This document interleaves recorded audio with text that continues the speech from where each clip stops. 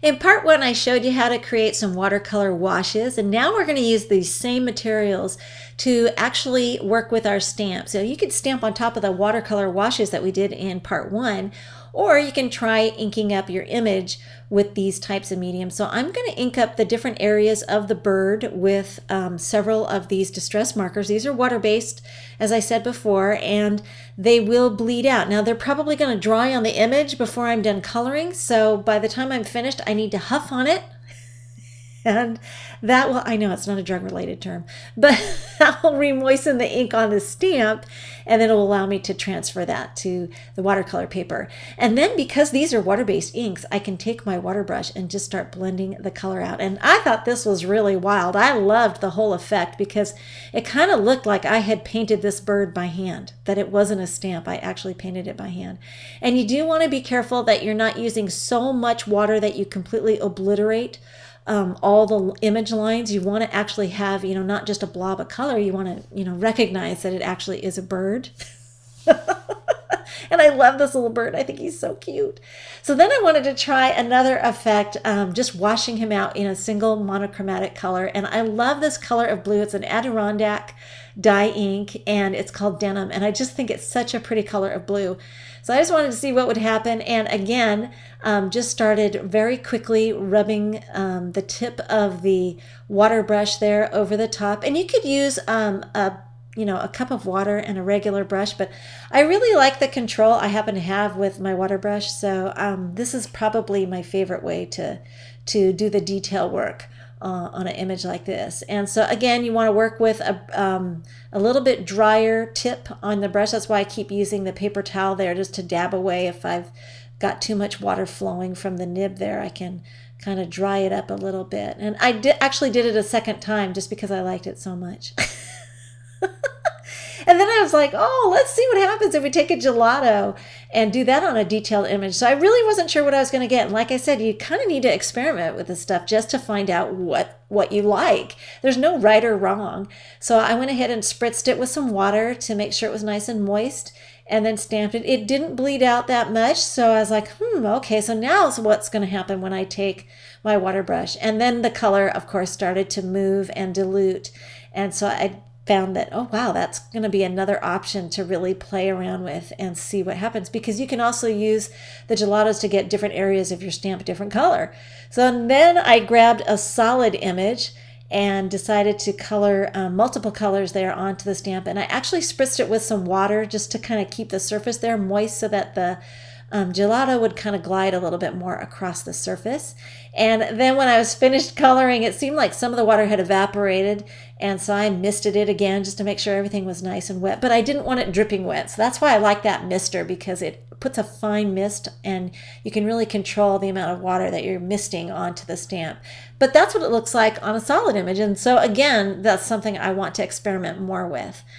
But the next thing I wanted to show you was how to actually stamp your image and then color it in with a watercolored effect. And I'm going to stamp the bird this time with some permanent ink. And I'm using StazOn, but you could use Archival. You could use the India ink by Hero Arts. I just happen to use StazOn. This one's my favorite for whenever I do a detail image that I want to watercolor. And this is just StazOn Jet Black. I think they've redone the packaging now in the store. I have the older version of the pad, but they've just redone the packaging on it, so it looks a little bit different, but the ink is the same. So now I'm going to take, and this piece here is actually the Ranger Stamping Specialty Paper, or Specialty Stamping Paper, I think it is. And I'm taking the distress markers and I'm actually coloring the image in, but I'm not filling it completely in. I'm just highlighting certain areas where I want to have some of those colors appear. So I'm just working a little bit with these distress markers that have kind of muted earthy colors, and then I'm going to see what happens when I take my water brush. And this paper is very different. It's kind of a matte finish, and it's coated, so it's not quite glossy paper because it is a matte finish, but it has a very different texture than watercolor paper. And when you feel it, it's extremely smooth. It has this matte coated finish. I don't know any other way to describe it, but it did allow that water, those water-based markers to kind of sit there on the surface and allow me to blend them out and reactivate them a little bit with water. So I thought that was really neat, and I liked that I could actually get that kind of a watercolored effect. So that's something to play around with. And then I decided it was time to try the same thing on the watercolor paper, but when I colored the image in with the markers directly onto the watercolor paper, I did not like how those colors blended out. They kind of locked into the paper, and I didn't get as nice a blending effect as I wanted. That doesn't mean it wouldn't work really well, though, on the Ranger watercolor stamping paper that they make. I didn't have any of that. I just had other watercolor paper that I was working with, so I just went with what I had. But I liked the distress markers much better if I rubbed them onto an acrylic block and then picked up the color from there. Now these colors are pretty muted, and I was sitting there going, I would really like to intensify this, but I'm not sure quite how I'm going to intensify it. But let's mess around with some watercolor pencils and just keep going. So I decided to take a green watercolor pencil and just load the color there directly from the tip of the pencil to my water brush. And then I decided I wanted to kind of give him a little bit more bold color there along his breastplate there. So I took the orange gelato and pressed that or rubbed that against my acrylic block and loaded up the color. And I was really pleased with how that went right over the top of what I had originally laid down, and it just worked together, blended together nicely. And then to kind of highlight the bird and give him some more depth and a pop of color, just going around him with a really nice soft blue. So I'm kind of creating a wash around him. I waited till he was dry. You can also heat set him. But then I decided this would be a really great way to make him pop. And I'm just kind of diluting that gelato color and letting it float there around all the outer edges. And I'm just not going to overlap there the rest of the image.